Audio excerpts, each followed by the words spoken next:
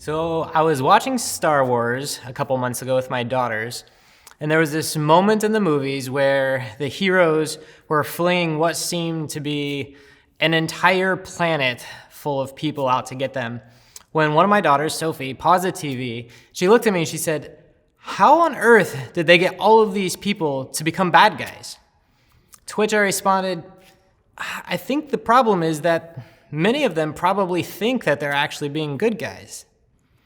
And she said, "But they're still hurting people." And then in a moment of humility, she added, "I hope we never do that." Yeah, me too. But what if in some ways we already do? What if sometimes we're not always the good guys?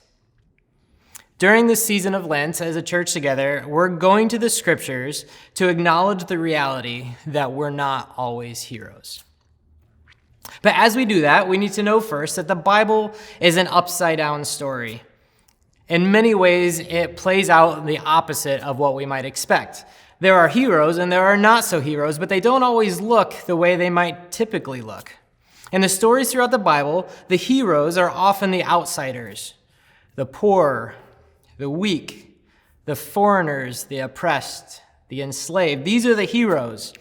And the message for those people, pretty consistently, is one of solidarity and encouragement and blessing. But the Bible is also filled with not-so-heroes. And the not-so-heroes are often those that find themselves at the top of the pyramid: the strong, the powerful, the religious, and the wealthy.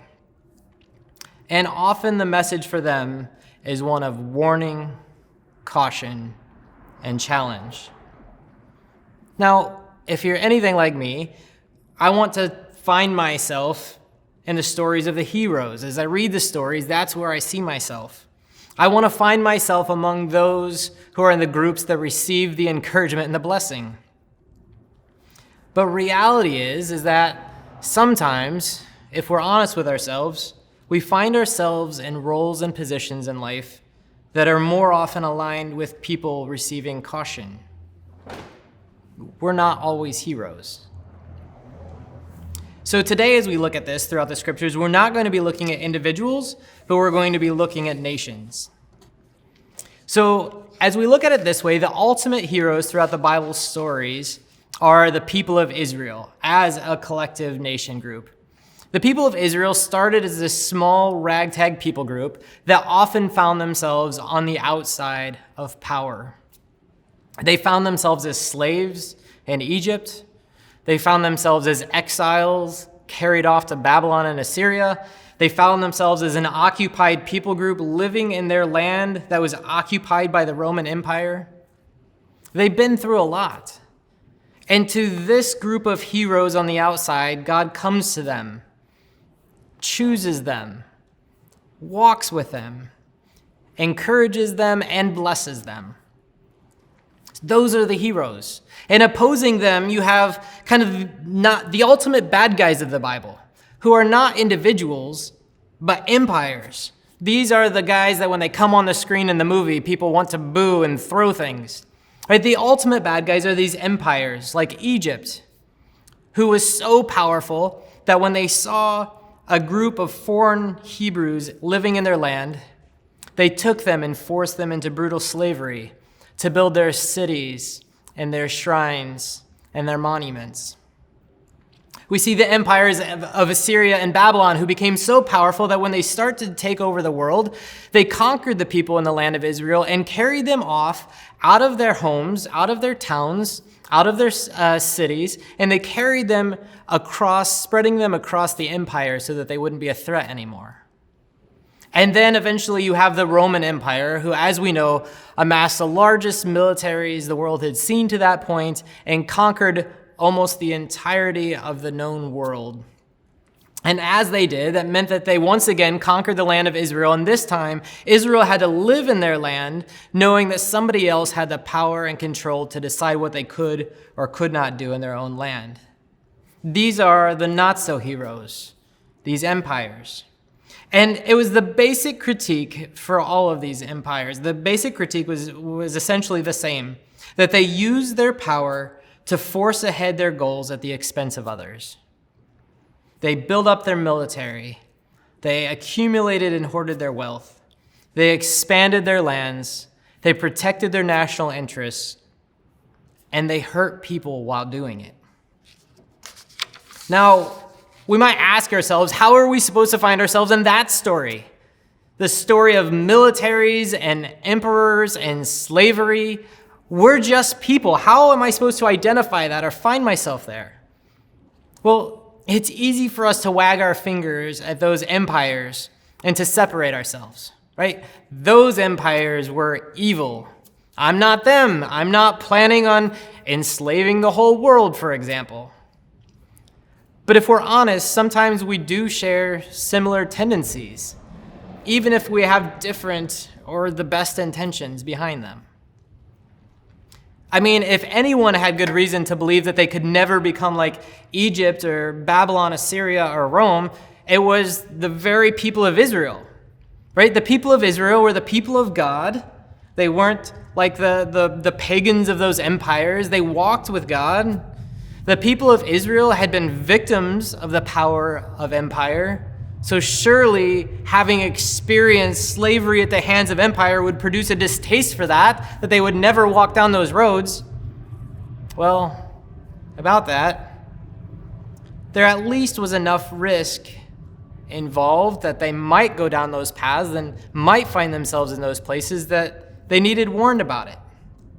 We find in Deuteronomy 17, Moses, who was leading the people of Israel, who had led them out of Egypt, Moses was trying to have a talk to them about what life would look like now that they find themselves out from slavery and oppression and find themselves able to be independent and free on their own. And Moses is looking ahead to what that might look like for them and offers them this warning in Deuteronomy chapter 17, verses 14 and following.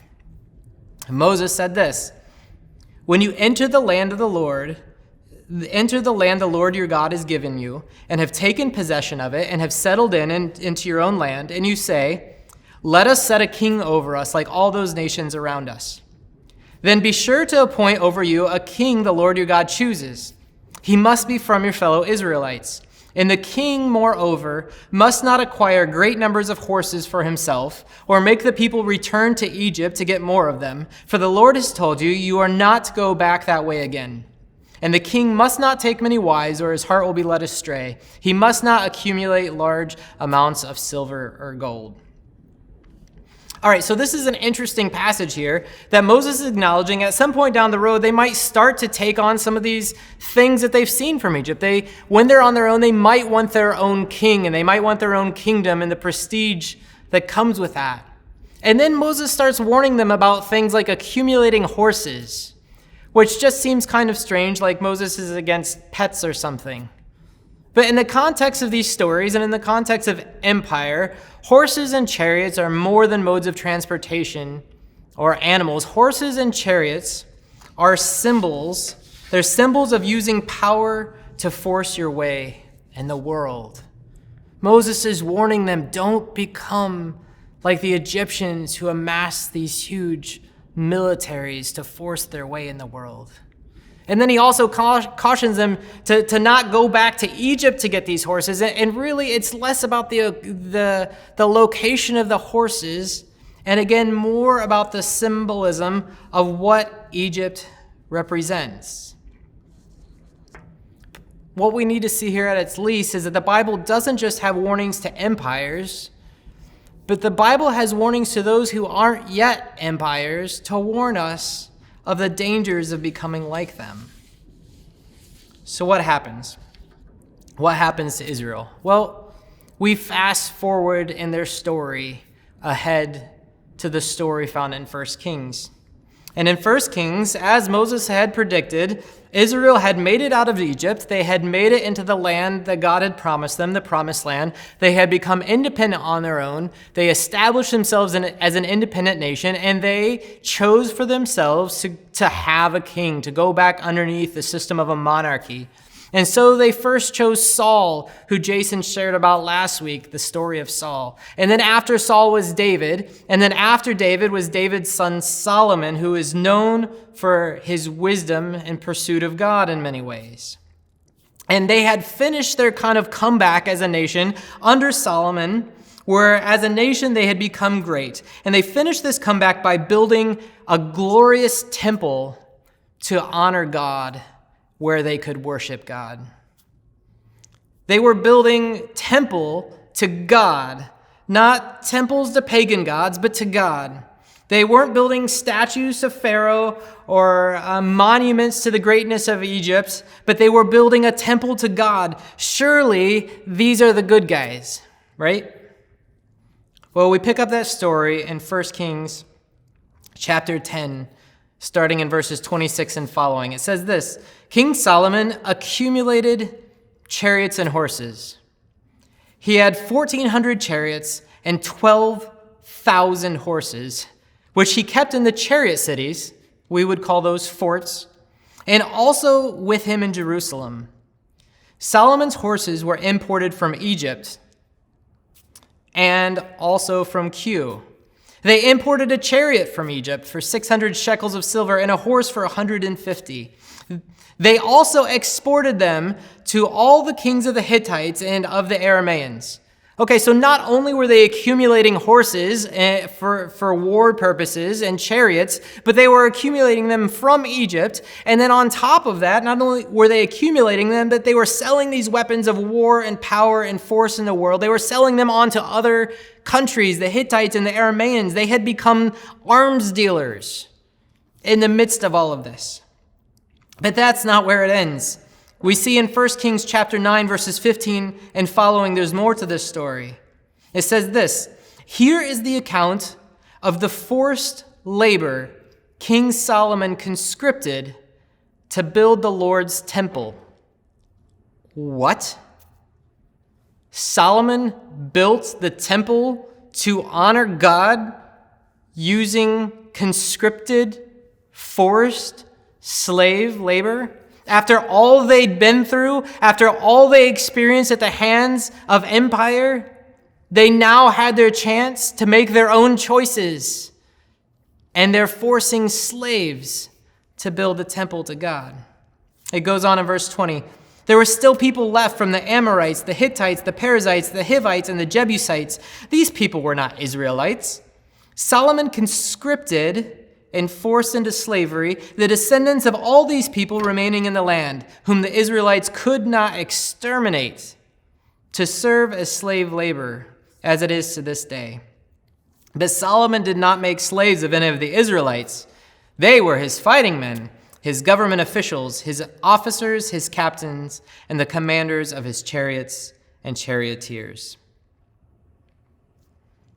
So I guess it's not just the bad guys that fall into the patterns of Egypt and Babylon and Rome. It's crazy how easy it was for Israel to fall into these same exact problematic patterns. And I think the lesson for us here is that maybe there's something about being human that makes it difficult for us to handle success and power and wealth well. So we should ask ourselves, where do the circumstances of our lives sometimes look less like the hero Israel and look more like the not-so-hero Israel, or Egypt, or Babylon, or Rome? And in those moments where we realize our lives look a little more like the power and the wealth of empire, we should ask ourselves the question, where might we be tempted to use our power to force ahead our own goals at the expense of others? Let's talk about some areas for us. First, let's start with politics. That's fun. Let's talk about our country. We live in the United States, that in reality is the wealthiest, most powerful nation in the world with the largest military the world has ever seen.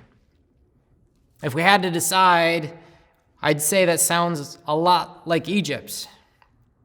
So are there ways that we as a country use that power to force things ahead in our favor at the expense of others? I would say there might be lots of ways that we should look at with caution. Ways in which we gain while others lose.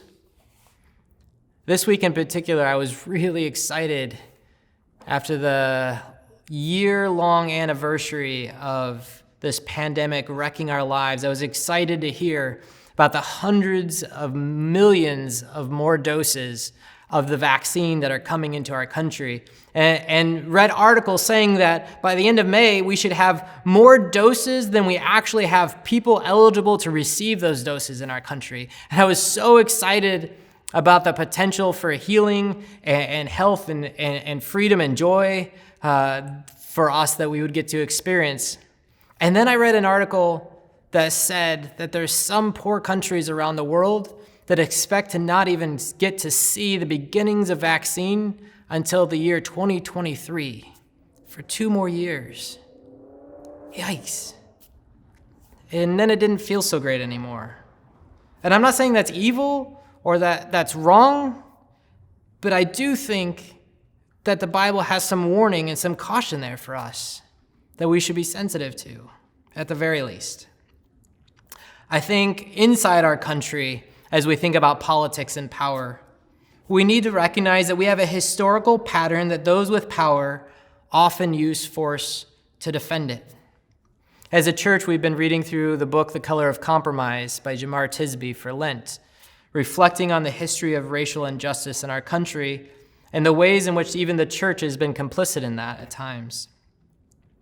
And what we've seen is a pattern that has happened many times where white people in power have used violence, but have also shaped laws or drawn boundaries or controlled finances in a way that empowers and protects white communities while disempowering people of color, specifically our Black brothers and sisters.